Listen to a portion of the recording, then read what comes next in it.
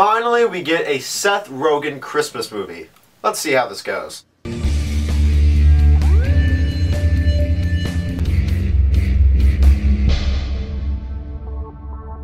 The Night Before is directed by Jonathan Levine, who directed one of my favorite comedies of this whole decade, 50/50. Incredibly underrated movie. And it stars two people from 50/50, Joseph Gordon Levitt and Seth Rogen, and also stars Anthony Mackie. And they are three best friends who have a tradition to hang out every single Christmas.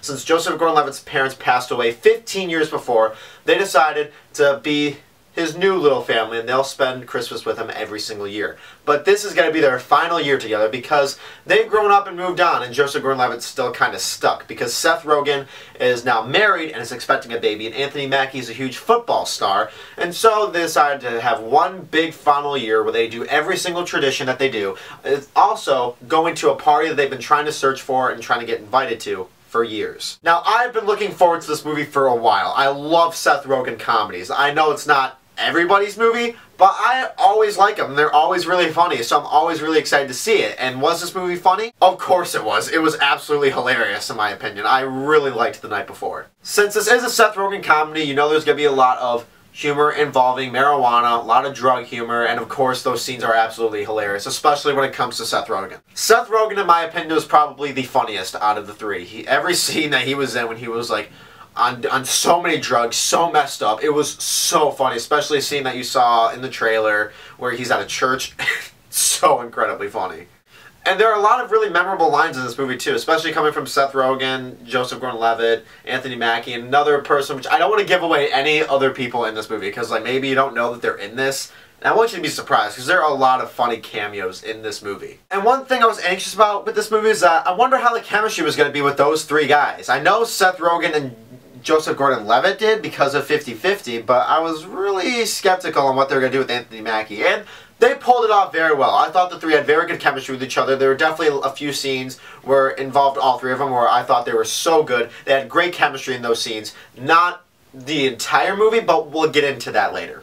But there are definitely really funny, memorable moments in this movie, especially in like the middle of the movie. The middle is the best part. There are so many funny and stupid things that happen that left me and my friends in stitches. It's very rare to see like good, raunchy Christmas comedies, and this is definitely a really, really good Christmas comedy. I can definitely see myself in a few years still watching this movie around Christmas time, and I probably will with my friends and maybe some members of my family. One of the things I did not like about this movie, though, was that it was pretty cliched sometimes. It's like we've all seen the plot before about three old friends who used to hang out all the time and now they're drifting apart. One's still stuck and they have to get into arguments. We've seen this before and we saw it coming from a mile away before we even walked into the movie.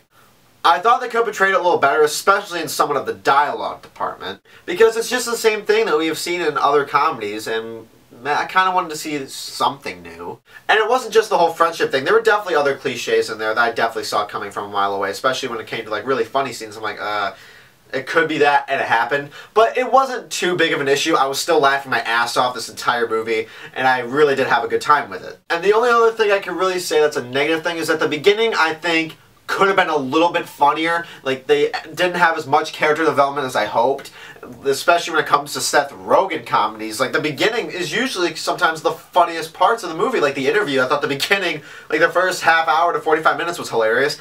All of this is the end was hilarious. And the beginning, I thought was a little bit weaker than most Seth Rogen comedies. Or just any comedy movies in general. But overall, you guys, I really did enjoy The Night Before. It's definitely a really fun Christmas comedy. It's definitely one to go see right now because it's very fun and relaxing comedy to see before basically Star Wars The Force Awakens comes out, which I guarantee you this is probably why they released the movie during Thanksgiving week. But go out with a group of friends and I guarantee you're going to laugh your ass off, you're going to have a great time, and I'm definitely waiting to buy this movie on Blu-ray and watch it around Christmas time next year. So overall, I'm going to be giving The Night Before a B+. I think it's a very solid comedy, very funny, very entertaining, lots of funny scenes, very memorable lines, and I actually thought it was a little better than I expected. Some part of me thought this movie was going to be kind of bad, but thank God it wasn't. So that's my review of The Night Before, guys. I really hope you enjoyed it, and I'm Lucas Stringer. I'll see you guys later.